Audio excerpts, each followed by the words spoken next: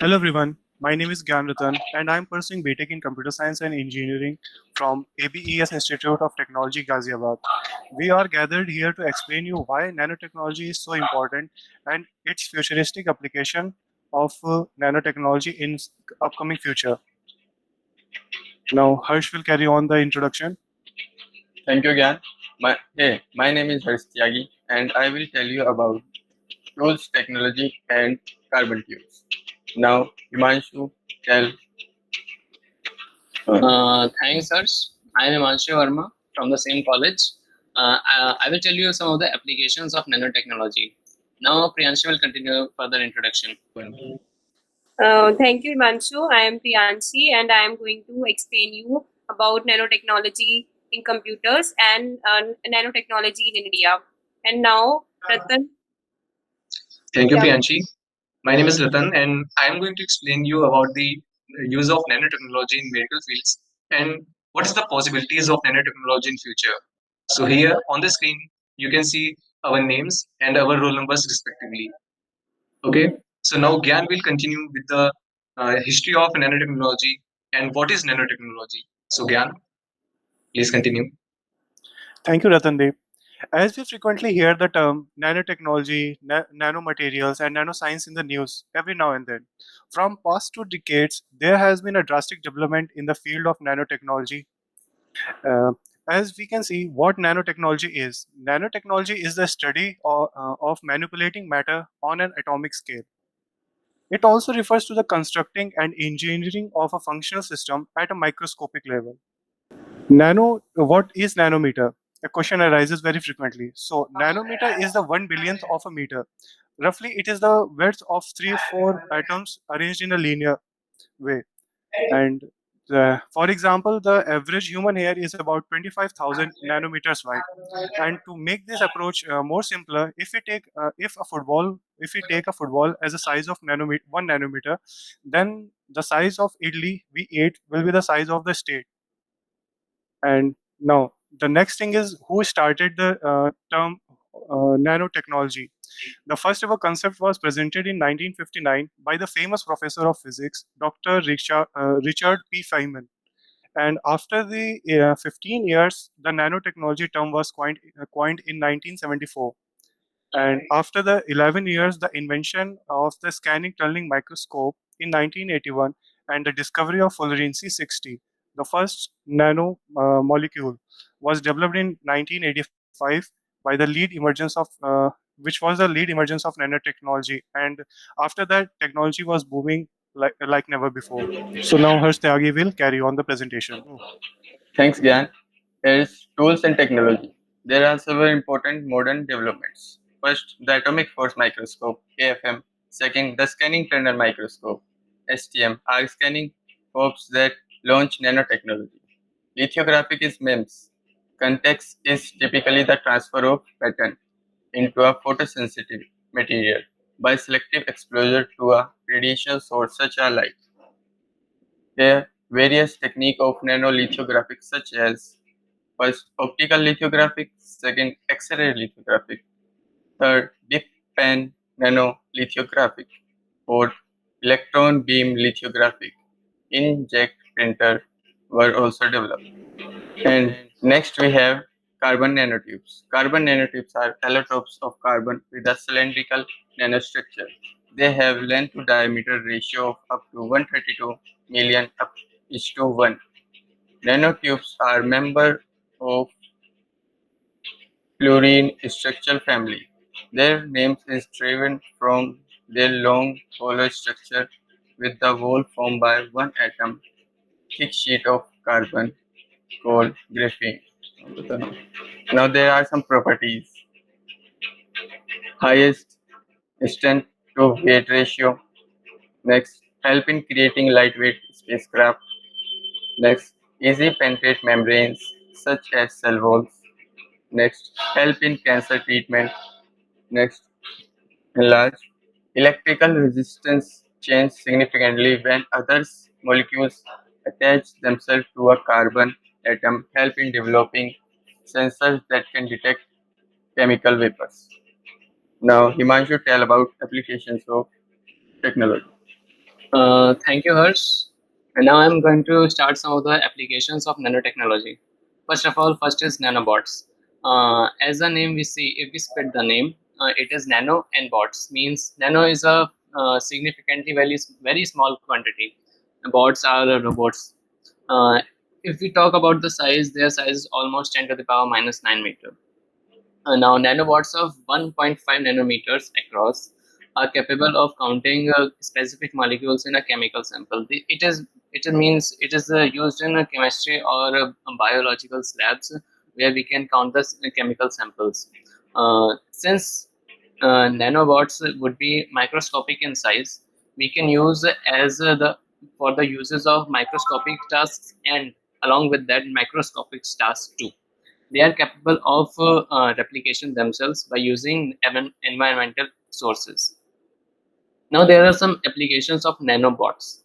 Firstly, they are used for toxic components in environment. The other is drug delivery, which we will which we will more discuss about later. The other is biomedical instruments.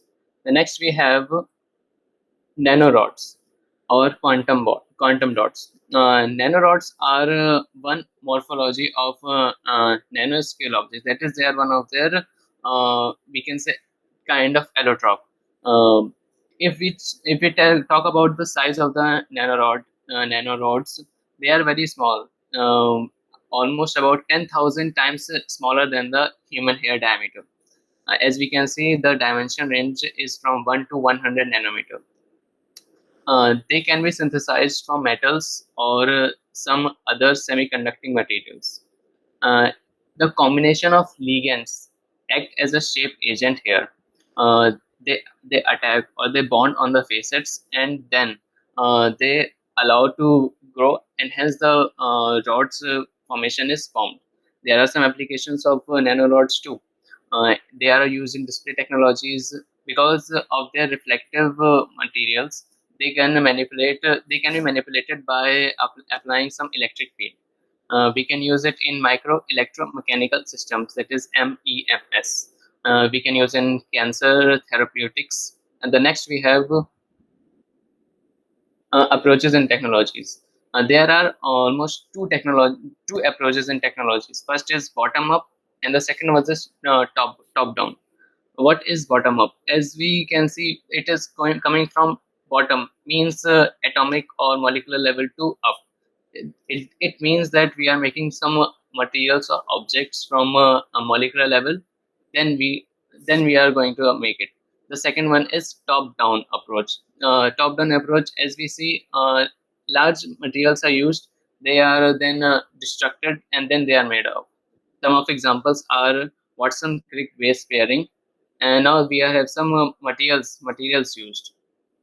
The first one is zinc oxide, second is silver ion, aluminium silicate, gold ion. These are the materials used for nanotechnologies. Now, Priyanshu will further explain about the uses of nanotechnology. Now, thank you, Himanshu. I'm going to tell you now. I am going to tell you the nanotechnology in computers. The silicon transistors in your computer may be replaced by transistors based on carbon nanotubes. A carbon nanotube is a molecule in the form of hollow cylinder with a diameter of around a nanometer, which consists of a pure carbon. Nanorods is an upcoming technology in displays technique due to less consumption of electricity and less heat emission. Size of microprocessors are reduced to greater extent. Researchers at North Carolina State University says that growing arrows of magnetic nanoparticles called nanodots. Hewlett Packard is developing a memory device that uses nanowires coated with titanium dioxide. One group of these nanowires is deposited parallel to another group. When a perpendicular nanowire is laid over a group of parallel wires at each intersection, a device called memristor is formed. A memristor can be used as a single component memory cell in an integrated circuit.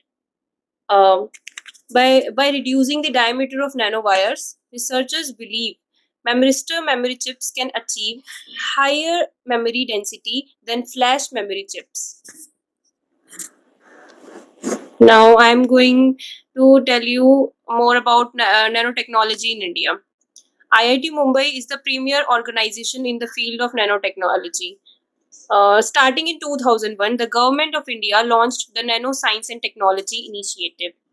Then in 2007, the Nano Science and Technology Mission 2007 was initiated with the allocation of 1,000 crores for a period of 5 years. The main objectives of Nano Mission are basic research, promotion, human resource development, international collaborations, and development of nanotechnologies and their applications.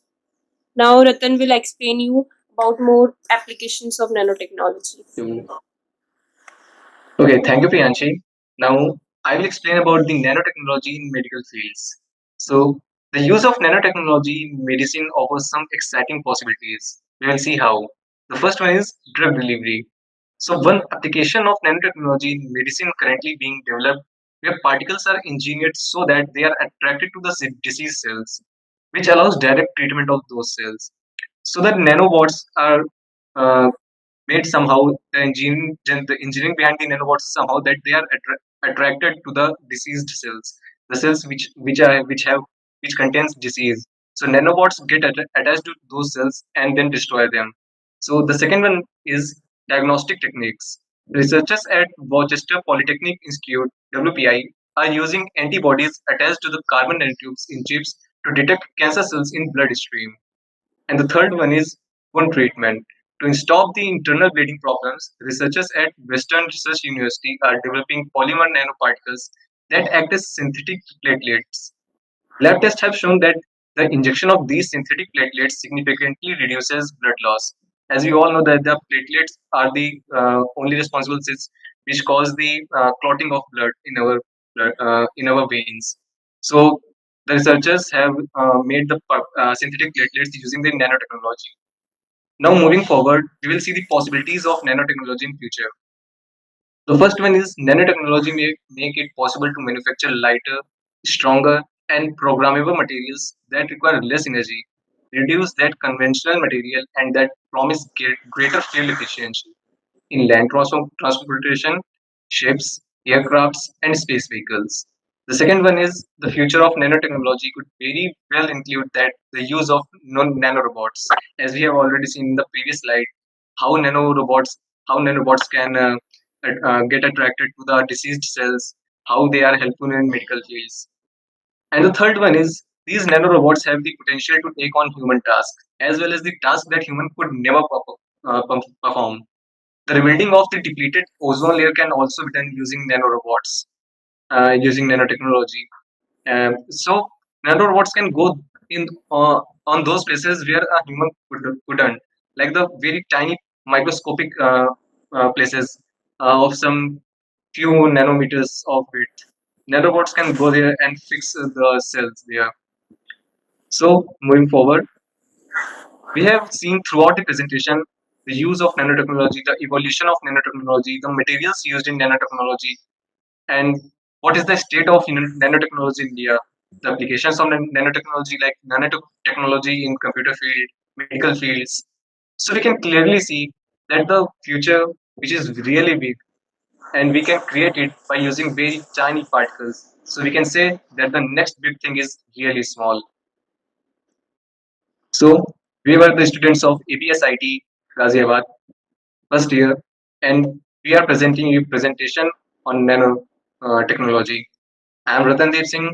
I have Himanshu Verma, Harsh Tyagi, Gyan Ratan, and Priyanshi with me. And we all are glad to present you this presentation. Thank you. Thank you. Thank you. Thank you. Thank you.